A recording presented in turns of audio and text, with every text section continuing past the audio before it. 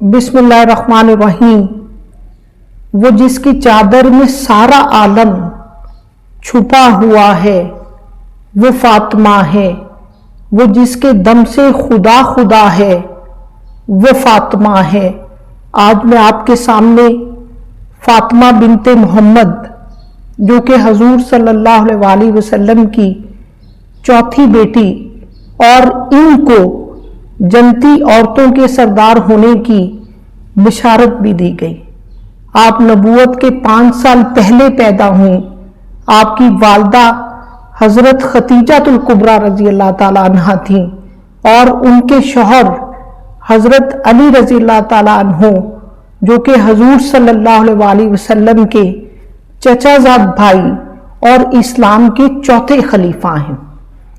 بخاری کی روایت ہے کہ ایک دفعہ حضور صلی اللہ علیہ وسلم سے پوچھا گیا کہ آپ کو لوگوں میں سب سے زیادہ کون پسند ہے؟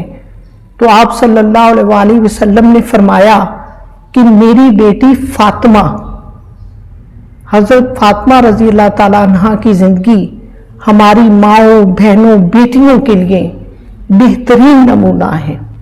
پچھلے دنوں میرا ایک اسکول کی میٹنگ میں جانے کا اتفاق ہوا جس میں والدین یہ کہہ رہے تھے کہ ہمارے بچے اور بچیاں ہمارے گھر کے کاموں میں ہمارا ساتھ نہیں دیتے اور ہمیں ہر کام خود کرنا پڑتا ہے یا اس کے لیے میڈ کو رکھنا پڑتا ہے۔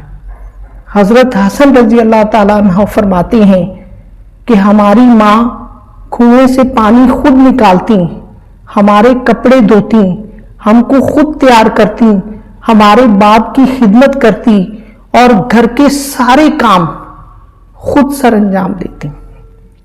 حضور صلی اللہ علیہ وسلم کے ساتھ جو 3 سالہ بائیکاٹ کیا گیا جس کو شعیب ابی طالب کے نام سے یاد کرتے ہیں، اس میں بھی حضرت فاطمہ رضی اللہ تعالیٰ عنہ آپ کے ساتھ تھیں۔ اس وقت آپ کی عمر مبارک 12 سال تھی اور میں نے یہاں تک پڑھا ہے کہ حضرت فاطمہ رضی اللہ تعالیٰ عنہ نے اس 3 سال کے پیریڈ کے دوران اتنی تکالیف برداشت کی کہ وہ تکالیف بعد میں آپ کی موت کی وجہ بنی اور آپ نے بڑے کم عمر میں آپ دنیا فانی سے رخصت ہو گئیں۔ اس وقت آپ کی عمر مبارک 29 سال تھی۔ مورخین نے یہاں تک لکھا ہے کہ حضور صلی اللہ علیہ وسلم حضرت فاطمہ رضی اللہ تعالیٰ عنہ سے اتنی محبت کرتے کہ جب آپ سفر پر جاتے تو سب سے آخر میں حضرت فاطمہ رضی اللہ تعالیٰ عنہ سے رخصت لیتے اور جب سفر سے واپس آتے تو سب سے پہلے حضرت فاطمہ رضی اللہ تعالیٰ عنہ سے ملتے۔ اللہ رب العزت ہمیں ان کے نقش قدم پر چلنے کی توفیق عطا فرمائے۔